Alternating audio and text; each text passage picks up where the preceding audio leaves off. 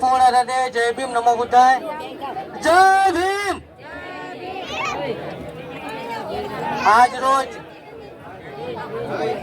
મહાકાવણિક Tathagata Gautam બુદ્ધની Karuna બોધિસત્વ symbol of knowledge મહામાનવ doctor બાબા સાહેબની અનુકંપા તેમજ બહુજન મહાપુરુષોના સંઘર્ષ અને માતા પિતાના આશીર્વાદથી આજે આયુષ્યમતી રાધિકા કે જેઓ આયુષ્યમતી કમળાબેન અને આયુષ્યમાન જગદીશભાઈ રાઠોડના કુલપુત્રી છે તેમના વિવાહ મંગલ આયુષ્યમાન અભિષેક કે જેઓ આયુષ્યમતી મધુબેન તથા આયુષ્યમાન કાનજીભાઈ મકવાણાના કુલપુત્ર છે લીમડી નિવાસી તેઓના વિવાહ મંગલ થવા જઈ રહ્યા છે ત્યારે આપ સૌને નમ્ર વિનંતી કે રાઠોડ પરિવારમાં આયુષ્યમતી રાધિકા બેનના માતા પિતાને વિનંતી કરું તેમજ અહીં વર પક્ષમાં જાન લઈને પધારેલા તમામે તમામ આયુષ્યમાન અભિષેકભાઈ અને એમના માતા પિતા તેમજ એમના કુટુંબીજનો અને તમામે તમામ જાનમાં પધારેલા એમના સગાવાલાઓને વિનંતી કે અડધી કલાક જેવી આપ સૌ શાંતિ રાખશો તો હું વિનંતી કરું આયુષ્યમાન અભિષેકના માતા પિતાને કે તેઓ પણ સ્ટેજ ઉપર અહીં હાજર થાય જેથી આપણે ડોક્ટર બાબા સાહેબે બતાવેલા માર્ગ પર ચાલી અને બૌદ્ધ પરંપરા અનુસાર વિવાહ મંગલ કરીશું। આપ સૌને નમ્ર વિનંતી। આયુષ્યમતી રાધિકાના માતા પિતાને વિનંતી કે તેઓ અહીં સ્ટેજ ઉપર હાજર થાય તેમજ આયુષ્યમાન અભિષેકના માતા પિતાને પણ નમ્ર વિનંતી કે તેઓ સ્ટેજ ઉપર હાજર થાય। વિવાહ મંગલ મંડપમાં આયુષ્યમાન અભિષેક પહોંચી ચૂક્યા છે તેમજ આયુષ્યમતી રાધિકા અહીં પહોંચી ગયા છે તો હવે હું જગદીશભાઈ તેમજ તેમના ધર્મપત્ની તેમજ વર પક્ષમાંથી આવેલા અભિષેકના પિતા અને એમના કુટુંબીજનોને વિનંતી કરું કે તેઓ સ્ટેજ ઉપર આવે તો હું વર અને કન્યા પક્ષના બંને વડીલોને વિનંતી સાથે કહું છું કે હવે આપણે વિવાહ મંગલની આ કાર્યક્રમ જે બૌદ્ધ પરંપરા અનુસાર કરવા જઈ રહ્યા છીએ ત્યારે આપણે કાર્યક્રમની શરૂઆત આપ સૌને નમ્ર વિનંતી કે કાર્યક્રમની શરૂઆત મહાકાવણિક તથાગત ગૌતમ બુદ્ધ એમના તસવીરને પુષ્પ અર્પણ કરશું તેમજ સિમ્બોલ ઓફ નોલેજ મહામાનવ બોધિસત્વ ડોક્ટર બાબા સાહેબના તસવીરને આપણે ફુલાર કરશું, મીણબત્તી પેટાવશું, અગરબત્તી કરશું અને ત્યારબાદ ત્રિશણ પંચીલ લઈ અને કાર્યક્રમની શરૂઆત કરશું। તો આપ સૌને નમ્ર વિનંતી કે થોડીક વાર આપ શાંતિ રાખશો તો હું આયુષ્યમતી રાધિકા તેમજ આયુષ્યમાન અભિષેકને વિનંતી કરું છું કે તેઓ ઊભા થશે, મીણબત્તી પેટાવશે, ફુલાર કરશે અને ફૂલ અર્પણ કરશે। તો હવે હું આયુષ્યમતી રાધિકા તેમજ આયુષ્યમાન અભિષેકને વિનંતી કરું કે તેઓ સૌપ્રથમ મહાકાવણિક તથાગત ગૌતમ બુદ્ધને પુષ્પ અર્પણ કરશે। આવો અમિત थोड़ा से आगे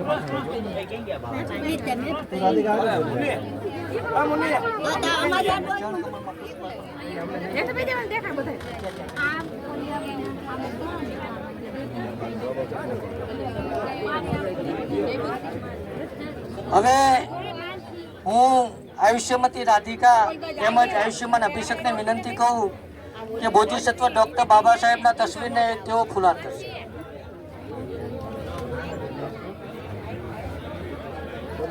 बाबा साहेब ना फोटो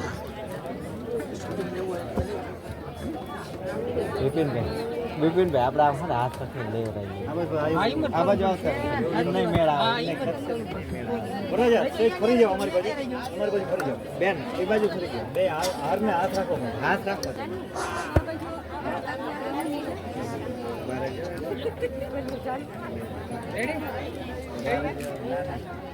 ત્યારબાદ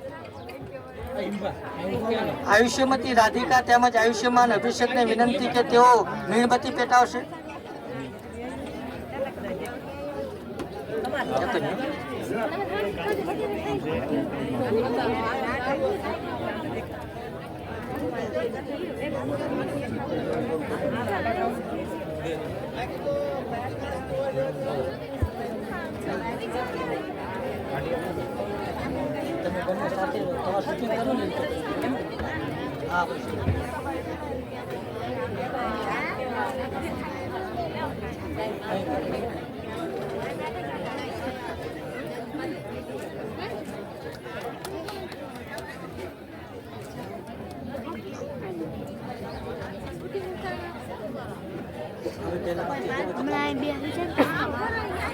ત્યારબાદ આપણે અગરબત્તી સળગાવશું. અહીં મહાકાવણિક તથાગત ગૌતમ બુદ્ધ એમના ચરણ કમળમાં પુષ્પ અર્પણ કર્યા. ડોક્ટર બાબા સાહેબના તસવીરને ફુલાર કર્યા, મીણબત્તી કરી પેટાવી, અગરબત્તી સળગાવી અને પુષ્પ અર્પણ કર્યા. હવે ત્રિશણ પંચીલ લેવા માટે હું આયુષ્યમતી રાધિકા તેમજ આયુષ્યમાન અભિષેકને વિનંતી કરું. તો હવે આપ સૌને નમ્ર વિનંતી કે બંને હાથ જોડી આંખો બંધ કરી અને બેસશે. તેમજ ફોટોગ્રાફરને પણ વિનંતી કે ત્રિશણ પંચીલ ચાલતા હોય ત્યારે વચ્ચે ડિસ્ટર્બ નહીં જ કરતા. ત્રિશણ પંચીલ વખતે તો નહીં જ. અત્યારે સેટ કરી લો તમારે જે સેટ કરવું કરજો. અને જે બોલી શકતા સાથે એ બધા બોલો. અહીં હવે હું આયુષ્યમતી રાધિકા તેમજ આયુષ્યમાન અભિષેક કે જેઓ વિવાહ મંગલમાં મંડપ નીચે છે, તો તેઓને વિનંતી કે બંને હાથ જોડી આંખો બંધ કરી અને ત્રિશણ પંચીલ લેશે. અને અન્ય લોકોને પણ વિનંતી છે કે બંને હાથ જોડી આંખો બંધ કરી અને જે લોકોને ત્રિશણ પંચીલ આવડતા હોય એ મારી સાથે બોલશે, અન્યથા મૌન રહેશે. નમો તચ્છ ભગવતો અરહતો સમ્મા સંબુદ્ધસ્સ. નમો તચ્છ ભગવતો અરહતો સમ્મા સંબુદ્ધસ્સ. નમો તચ્છ ભગવતો અરહતો સમ્મા સંબુદ્ધસ્સ. બુદ્ધં શરણં ગચ્છામિ, ધમ્મં શરણં ગચ્છામિ, સંઘં શરણં ગચ્છામિ, દ્વિતીયમ્પિ બુદ્ધં શરણં ગચ્છામિ, દ્વિતીયમ્પિ ધમ્મં શરણં ગચ્છામિ, દ્વિતીયમ્પિ સંઘં શરણં ગચ્છામિ, તૃતીયમ્પિ બુદ્ધં શરણં ગચ્છામિ, તૃતીયમ્પિ ધમ્મં શરણં ગચ્છામિ, તૃતીયમ્પિ સંઘં શરણં ગચ્છામિ. પાણાતિપાતા વેરમણી શિખાપદં સમાદિયામિ. અદિન્નદાના વેરમણી શિખાપદં સમાદિયામિ. કામેષુ મિચ્છાચારા વેરમણી શિખાપદં સમાદિયામિ. મુસાવાદા વેરમણી શિખાપદં સમાદિયામિ. સુરામેરય મજ્જ પમાદઠાના વેરમણી શિખાપદં સમાદિયામિ. સાધુ સાધુ સાધુ. સકારાત્મક પંચીલ પહેલા હું બોલું છું, પછી આપ બોલશો. મૈત્રીપૂર્ણ કર્મ કરીને હું મારા શરીરને શુદ્ધ કરું છું. હું મારા શરીરને શુદ્ધ કરું છું. મુક્ત હસ્તે દાન કરીને મુક્ત હસ્તે દાન કરીને હું મારા શરીરને શુદ્ધ કરું છું. હું મારા શરીરને શુદ્ધ કરું છું. શાંતિ, શાંતિ, સાદગી સાદગી તથા સંતુષ્ટિનું પાલન કરીને તથા સંતુષ્ટિનું પાલન કરીને હું મારા શરીરને શુદ્ધ કરું છું. હું મારા શરીરને શુદ્ધ કરું છું. સત્યતાપૂર્ણ સંવાદથી સત્યતાપૂર્ણ સંવાદથી હું મારી વાણીને શુદ્ધ કરું છું. હું મારી વાણીને શુદ્ધ કરું છું. સ્મૃતિ સ્મૃતિ સુસ્પષ્ટ સુસ્પષ્ટ અને પ્રદીપ્ત રાખીને અને પ્રદીપ્ત રાખીને હું મારા મનને શુદ્ધ કરું છું. હું મારા મનને શુદ્ધ કરું છું. સૌને જય ભીમ, નમો બુદ્ધાય. હવે આયુષ્યમાન અભિષેક તેમજ આયુષ્યમતી રાધિકાને કહેવું છું કે તેઓ પોતાની ખુરશી ઉપર બેસી છે. બેસી જાઓ. અહીં રાઠોડ પરિવારે મહામાનવ બોધિસત્વ સિમ્બોલ ઓફ નોલેજ ડૉક્ટર બાબા સાહેબે બતાવેલા માર્ગ પર ચાલીને જે પોતાની દીકરી આયુષ્યમતી રાધિકા જેમના વિવાહ મંગલ આયુષ્યમાન અભિષેક સાથે થયા છે, તો મકવાણા પરિવારને પણ હું અભિનંદન પાઠવું છું કે ડૉક્ટર બાબા સાહેબે બતાવેલા માર્ગ પર ચાલીને એમણે બૌદ્ધ પરંપરા અનુસાર આ વિવાહ મંગલ કરવાનું નક્કી કર્યું છે. કારણ કે વિશ્વરત્ન ડૉક્ટર બાબા સાહેબે જગતના તમામે તમામ ધર્મોના અભ્યાસ બાદ માનવ જગત માટે ઉત્તમ ધર્મ કયો, તો એમને લાગ્યું કે આ દેશમાં 2500 વર્ષ પહેલા જન્મ લેનાર મહાકારુણિક તથાગત ગૌતમ બુદ્ધે બતાવેલો ધમ્મનો માર્ગ એ ઉત્તમ માર્ગ છે, જે માનવ જગતના વિકાસ માટે સર્વશ્રેષ્ઠ છે. એટલે આપણને 14મી ઓક્ટોબર 1956 નાગપુર મુકામે પોતે પોતાના ગુરુ ચંદ્રમણી થેરો પાસેથી બૌદ્ધ ધર્મની દીક્ષા લઈ અને 5 લાખ કરતાં વધુ લોકોને દીક્ષા આપી.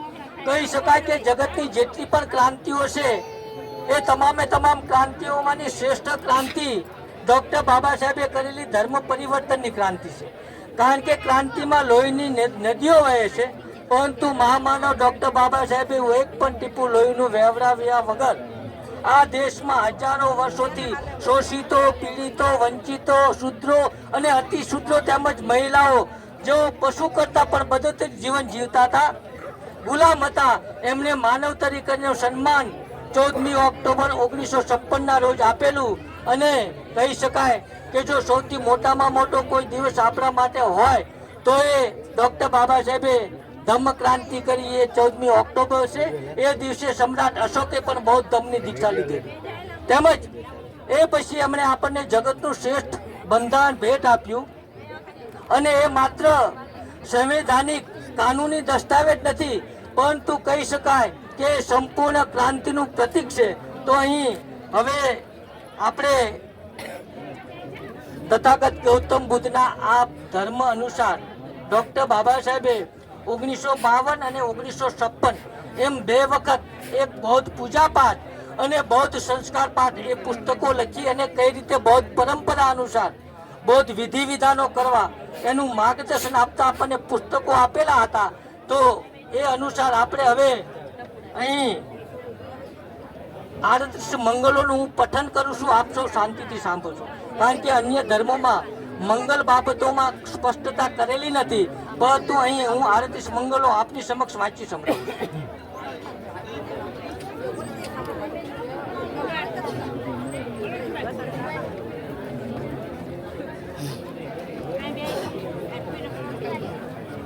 ડૉક્ટર બાબા સાહેબે આપણને જે કહેલું છે અને એમણે પત્ર દ્વારા પણ જાણ કરેલી છે કે આ રીતે બૌદ્ધ પરંપરા અનુસાર ત્રિશણ પંચીલ બુદ્ધ પૂજા તેમજ મહામંગલ સૂત્રનું પઠન કરવું.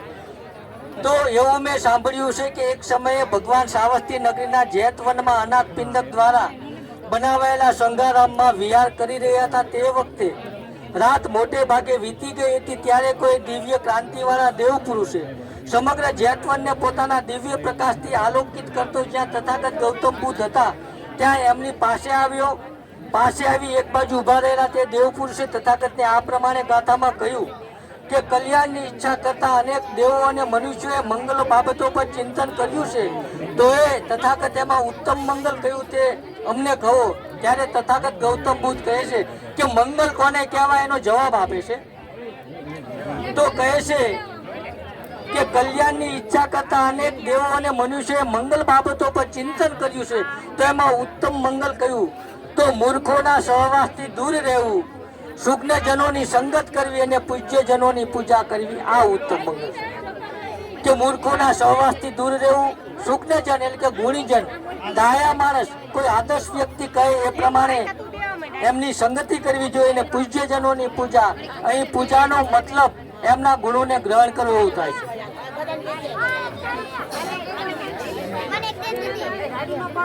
અનુકૂળ પ્રદેશમાં વસવું, પુણ્યનો સંચય કરવો અને સન્માર્ગમાં મન દ્રઢ રાખવું, આ ઉત્તમ મંગલ છે. અનેક વિદ્યાઓ સંપાદન કરવી, કલાઓમાં નિપુણ થવું, વિનયમાં સુંદર તાલીમ મેળવીને સમુચિત વાણી રાખવી, આ ઉત્તમ મંગલ છે. પછી આગળ કહે છે કે માતા પિતાની સેવા કરવી. મંગલ કોને કહેવાય? કે માતા પિતાની સેવા કરવી. તો અહીં આયુષ્યમાન અભિષેક અને આયુષ્યમતી રાધિકા જેઓ પતિ પત્નીના રૂપમાં અત્યારે બેઠેલા છે, તો અહીં બૌદ્ધ પરંપરા અનુસાર માતા પિતા આપણને જન્મ દેનાર માતા પિતાની સાથે સાથે જેની સાથે આપણા લગ્ન થાય છે, વિવાહ મંગલ થાય છે, એટલે કે આપણા સાસુ સસરાને પણ માતા પિતા સમાન ગણવા જોઈએ. અને જે રીતે આપણે આપણા માતા પિતાનો આદર સત્કાર અને સન્માન કરીએ છીએ, એવી જ રીતે આપણે સાસુ સસરાનો પણ કરવો જોઈએ. સ્ત્રી બાળકોની સંભાળ રાખવી, અસ્તવ્યસ્ત કામો ન કરવા, આ ઉત્તમ મંગળ છે. આગળ કહે છે કે દાન આપવું, ધર્મ અનુસાર આચરણ કરવું, સગાઓને સહાય કરવી અને વર્જિત આજીવિકા ન કમાવી, આ ઉત્તમ મંગળ છે. યોગ્ય વ્યક્તિ હોય અને યોગ્ય ધર્મનો પ્રચાર કરતો હોય તો દાન આપવું જોઈએ. તેમજ બની શકે આપણો સમય સારો હોય અને સગાઓને સહાય કરવાની જો આપણને જરૂર લાગે તો સગાઓને સહાય કરવી જોઈએ. તન અને મનથી પાપોનો ત્યાગ કરવો, મદ્યાથી નશાથી દૂર રહેવું અને ધર્મ કાર્યોમાં પ્રમાદ રહિત રહેવું, આ ઉત્તમ મંગળ છે. પછી આગળ કહે છે કે આદર ભાવ કેળવવો, નમ્રતા રાખવી, સંતોષી બનવું, કૃતજ્ઞ થવું અને વખતો વખત સદધર્મ શ્રવણ કરવું, આ ઉત્તમ મંગળ છે.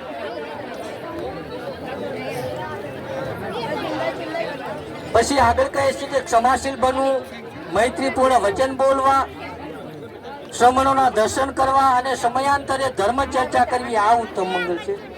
તપ ધ્યાન સાધના કરવા, બ્રહ્મચર્યનું પાલન કરવું. મતલબ અહીં બૌદ્ધ ધર્મ અનુસાર મૈત્રી, કરુણા, મુદિતા અને ઉપેક્ષા, આ 4 આયામોનું જે જીવનમાં આચરણ કરે. એટલે કે મૈત્રી એટલે શું? કે જે લાગણી, જે ભાવ, જે પ્રેમ, જે વહાલ, જે હેત આપણને આપણા સંતાનો પ્રત્યે હોય, એ જ વહાલ, એ જ લાગણી, એ જ મમતા, એ જ હેત જ્યારે સમગ્ર માનવ જગત અને પ્રાણી ઉપર ઉત્પન્ન થાય તો એને મૈત્રી કહી શકાય. તો કરુણા એટલે શું? કે અન્યને દુઃખી થતા જોઈ એમને દુઃખમાંથી બહાર કાઢવાની ભાવનાની સાથે સાથે પોતાનું જીવન સમર્પિત કરનાર મહાકરુણાવાન ડોક્ટર બાબા સાહેબે જોયું કે શોષિતો, પીડિતો, વંચિતો આ દેશમાં ગુલામ છે, તો ગુલામ માંથી બહાર કાઢવા માટે પોતાનું સંપૂર્ણ જીવન સમર્પિત કર્યું. એટલે જ નહીં, પોતાના 4 સંતાનો એમણે આપણા માટે કુરબાન કર્યા. તો એને કરુણા કહી શકાય. મુદિતા અને ઉપેક્ષા એટલે કે સુખ અને દુઃખ. જીવન છે, ક્યારેક સુખ પણ હોય, ક્યારેક દુઃખ પણ હોય. સુખ અને દુઃખ બંને પરિસ્થિતિમાં જેનું મન વિચલિત નથી થતું, તેમજ અન્યના સુખે સુખી અને અન્યના દુઃખે દુઃખી થવું, આ બાબતોનું આચરણ કરે તો બ્રહ્મચર્યનું પાલન કર્યું કહેવાય. આર્ય સત્યનું દર્શન કરવું તેમજ નિર્વાણનો સાક્ષાત કરવો, આ ઉત્તમ મંગળ છે. પછી કહે છે કે લાભ હાનિ, યશ અપયશ, નિંદા પ્રશંસા અને સુખ અને દુઃખ એમ 8 પ્રકારના લોક સ્વભાવની સાથે પ્રસંગ આવતા જેનું ચિત્ત અસ્થિર થતું નથી પણ શોક રહિત, નિર્મળ અને સુખરૂપ રહે છે, આ તેમનું ઉત્તમ મંગળ છે. આ પ્રકારે 38 મંગલ બાબતોનું આચરણ કરતા કોઈ પણ વ્યક્તિ કોઈ જગ્યાએ પરાભવ પામતા નથી, સર્વત્ર કલ્યાણ મેળવે છે. આ તેમનું ઉત્તમ મંગળ છે. અને આ 38 મંગલ અહીં બેઠેલા વર કે કન્યા કે એમના માતા પિતાને જ નહીં, પરંતુ જે લોકો આ સાંભળે છે, વાંચે છે અને આચરણમાં મૂકે છે તો એ તમામને હિતકારક છે, એમના માટે કલ્યાણકારી છે. તો અહીં બૌદ્ધ ધર્મ અનુસાર જે વિવાહ મંગલ થયા છે, તો બૌદ્ધ ધર્મમાં કન્યાદાન હોતું નથી. આપ સૌ માતાઓ, બહેનોને અને વડીલોને કહું છું કે આપ સૌ શાંતિથી સાંભળશો. બૌદ્ધ ધર્મમાં કન્યાદાન હોતું નથી. કન્યા એ કોઈ વસ્તુ નથી. માતા પિતાનો જો કોઈથી સૌથી સુવર્ણ દિવસ હોય, સૌથી કોઈ જો આનંદનો દિવસ હોય તો કહી શકાય કે પોતાની દીકરી જે એમના કલેજાનો કટકો છે, જે એમની દીકરી નાનપણથી એમને વાલકોટથી ઉછેરી અને મોટી કરી છે, પોતાના પતિના ઘેર જાય છે, પોતાનું નવું જીવન શરૂ કરવા માટે જાય છે. તો સૌથી માતા પિતાનો જો સુવર્ણ દિવસ હોય, સારામાં સારો દિવસ, તો માતા પિતાના ઘેર જે એમના દીકરીનો પ્રસંગ આવે છે એ છે. તો એમનો કલેજાનો ટુકડો નાનપણમાં એક ક્યાંક કદાચ ઠેસ આવે ને પડી જાય તો એના માતા પિતાનો જીવ અધર થઈ જાય, એના માતાની આંખમાંથી તો આંસુ આવી જાય છે. તો એ સૌથી ખુશીનો દિવસ છે, પણ કદાચ સૌથી વધુ દુઃખનો દિવસ પણ એ હશે કે એમણે પોતાનો કાળજાનો ટુકડો, પોતાની વાલસોઈ 20-25 વર્ષ પોતાને ઘેર મોટી કરી એને આજે એના પતિના ઘેર મોકલવાની છે. તો સુખ અને દુઃખ બંને દિવસ આજનો છે. તો અહીં કન્યાદાન નથી, પરંતુ એને પોતાની દીકરી એમના પતિના ઘેર મોકલે છે. તો અહીં એક પિતા તરીકે આપણે 10 શિખામણો આપીશું, પછી વર અને કન્યા એ બંને સંઘ સમક્ષ પોતાના કર્તવ્યો શું છે એ પઠન કરશે અને પ્રતિજ્ઞાઓ પણ જાહેર કરશે. તો એ પહેલા હું બૌદ્ધ પરંપરા અનુસાર એમણે દીકરીના જ્યારે લગ્ન થાય છે એ પોતાના સાસરે જાય છે, તો પિતા તરીકે એમને 10 શિખામણો આપવામાં આવે છે. એ હું આપની સમક્ષ વાંચી સંભળાવું છું.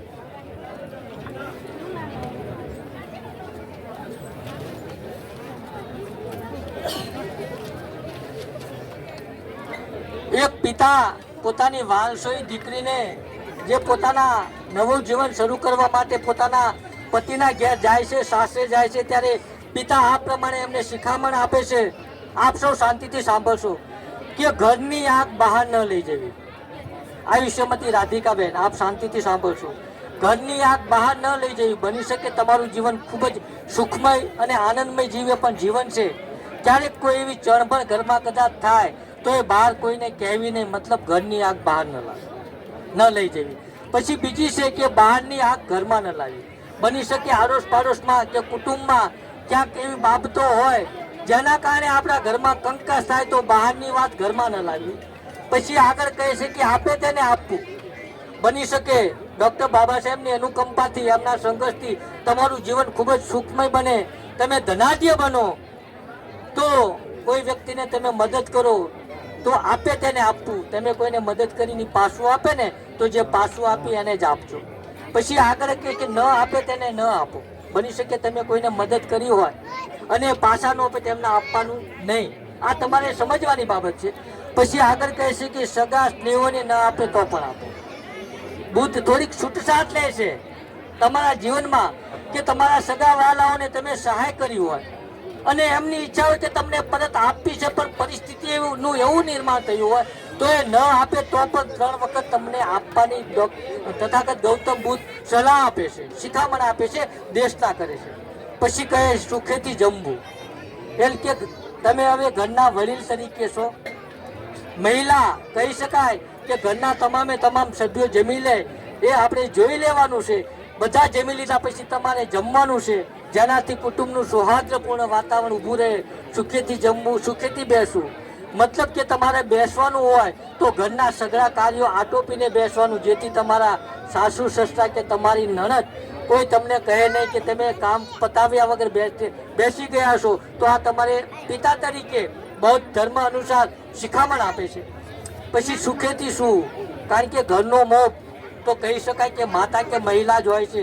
તો ઘરના તમામ સભ્યો આવી ગયા પછી તમારે જોવાનું છે કે કોઈ એમની પૂજા અન્ય આપણામાં ઈશ્વરનું છે. બૌદ્ધ ધર્મમાં એ જ સ્થાન નૈતિકતાનું છે, આચરણનું છે. અને ડૉક્ટર બાબા સાહેબે તમામ ધર્મોના અભ્યાસ પછી કોઈ પણ ધર્મમાં એવી સ્પષ્ટ વ્યાખ્યા એમને ન લાગી જેવી બૌદ્ધ ધર્મમાં હતી ને એમણે જગતને અને ભારતને જે મહાન ગ્રંથ ભેટ આપેલો the Buddha and is Dhamma, એમાં સ્પષ્ટ વ્યાખ્યા કરતા ધર્મની કહેલું છે કે ધર્મ એટલે સદાચાર, એક વ્યક્તિનો બીજા વ્યક્તિ પ્રત્યેનો ઉચ્ચ પ્રકારનો માનવતાભર્યો કરુણાસભર વ્યવહાર એટલે ધર્મ. ધર્મ એટલે નૈતિકતા, ધર્મ એટલે સદાચાર, ધર્મ એટલે સત્ય, ધર્મ એટલે સ્વતંત્રતા, સમાનતા, માનવતા, બંધુતા, મૈત્રી, કરુણા, તર્ક સંગત અને વૈજ્ઞાનિક અભિગમ જે વિચાર આપે છે એને ધર્મ કહી શકાય. તો અહીં આપણે જે 10 શિખામણોની સાથે હવે હું આયુષ્યમાન અભિષેક અને આયુષ્યમતી રાધિકા એ બંનેને પોતાના કર્તવ્યો વાંચી સંભળાવું છું. પછી એમણે સંઘ સમક્ષ પોતાની પ્રતિજ્ઞા વાંચવાની છે. તો વરના કર્તવ્યો અને કન્યાના કર્તવ્યો તમારા જીવનમાં તમે તમારા શું કર્તવ્યો છે હું આપની સમક્ષ વાંચી સંભળાવું છું સંઘ સમક્ષ. તો વરના કર્તવ્યો. હે પ્રિય ઉપાસક, આયુષ્યમાન અભિષેક, આપનું ધ્યાન અહીં હોવું જોઈએ પ્લીઝ.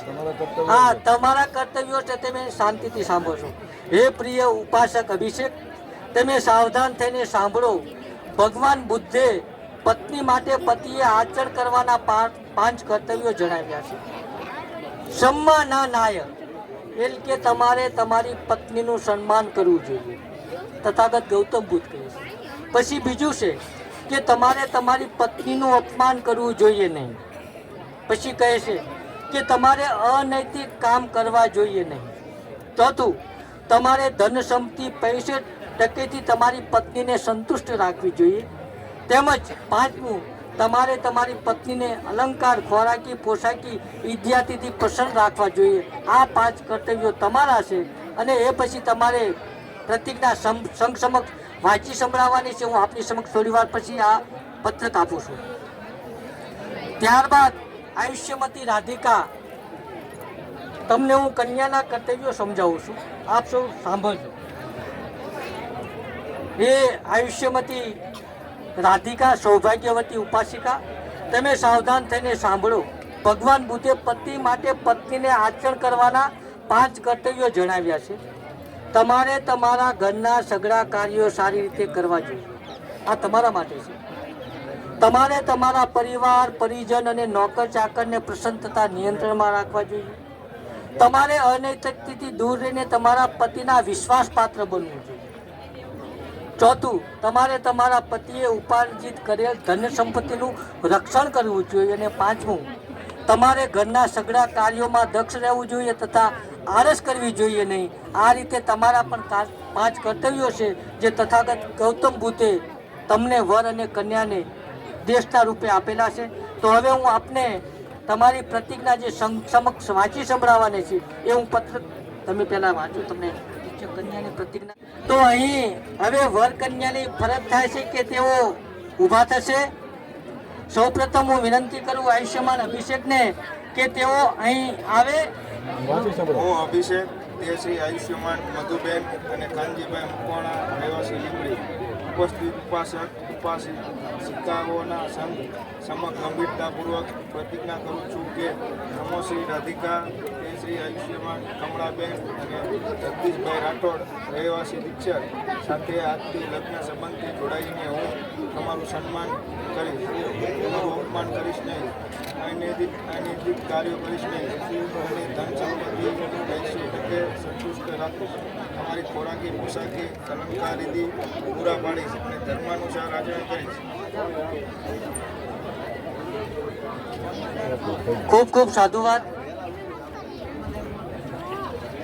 હવે હું આયુષ્યમતી રાધિકાને વિનંતી કરું કે તેઓ પણ પોતાના કર્તવ્યો સંઘ સમક્ષ વાંચી સંભળાવશે. હું રાધિકા, શ્રી કમળાબેન અને જગદીશભાઈ રાઠોડની કુલપુત્રી, રહેવાસી દીક્ષર, ઉપસ્થિત ઉપાસિક અને ઉપાસિકાઓ સંઘ સમક્ષ ગંભીરતાપૂર્વક પ્રતિજ્ઞા કરું છું કે તમો શ્રી અભિષેક, તે શ્રી મધુબેન અને કાનજીભાઈ મકવાણાના કુલપુત્ર, રહેવાસી લીંબડી સાથે આખી લગ્ન સંબંધથી જોડાઈને હું આપણા ઘરના સગળા કાર્યો સારી રીતે કરીશ. આપણા પરિવાર, પરિજન, નોકર ચાકર વગેરેની પ્રસન્ન તથા નિયંત્રણમાં રાખીશ. અનૈતિક કાર્યોથી દૂર રહી તમારી વિશ્વાસપાત્ર બનીશ. તમે ઉપાર્જિત કરેલ ધન સંપત્તિનું રક્ષણ કરીશ. આપણા ઘરના સગળા કાર્યોમાં દક્ષ રહીશ અને આળસ કરીશ નહીં તથા ધર્માનુસાર આચરણ કરીશ.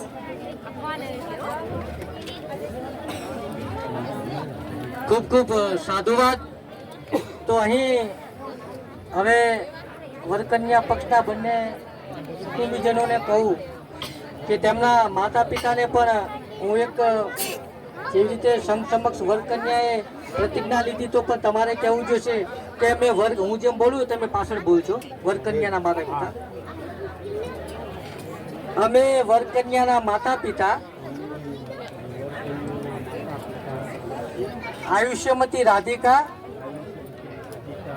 તેમજ આયુષ્યમાન અભિષેક નો પતિ પત્નીના રૂપમાં સંઘ સમક્ષ સહર્ષ સ્વીકાર કરીએ છીએ.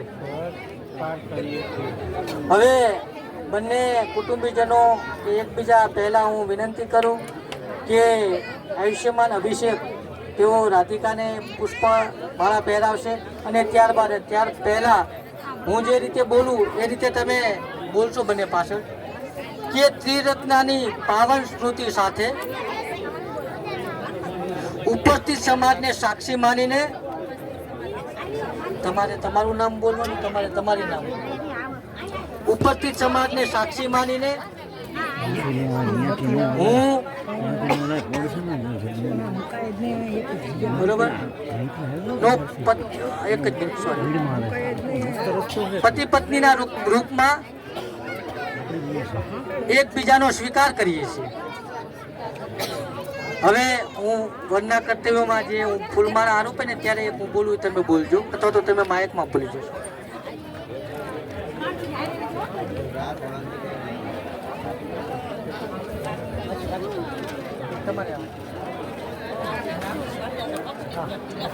ત્રિરત્નની પાવન સ્મૃતિ સાથે ઉપસ્થિત સમાજને સાક્ષી માનીને હું અભિષેક આયુષ્યમાન રાધિકાનો પત્નીના રૂપમાં સ્વીકાર કરીને જીવનભર તેમની સાથે રહેવાની પ્રતિજ્ઞા કરું છું. ખૂબ સાધુવાદ. ત્રિરત્નસિંહ પાવન સ્મૃતિ સાથે ઉપસ્થિત સમાજની સાક્ષી માનીને હું રાધિકા આયુષ્માન અભિષેકનો પતિના રૂપમાં સ્વીકાર કરી જીવનભર તેમની સાથે રહેવાની પ્રતિજ્ઞા કરું છું. ખૂબ ખૂબ સાધુવાદ. હવે બંને પક્ષના માતા પિતા અને વડીલોને કહું તેઓ એકબીજાને ફૂલાર અર્પણ કરશે. ત્યારે પછી હું એક ગાથા બોલીશ અને જ્યારે સાધુ સાધુ સાધુ કહું ત્યારે હું આપ સૌને જે પુષ્પ આપો છો પુષ્પ વરકન્યા ઉપર આપણે અર્પણ કરીશું. બરોબર? તો હવે એકબીજા બરોબર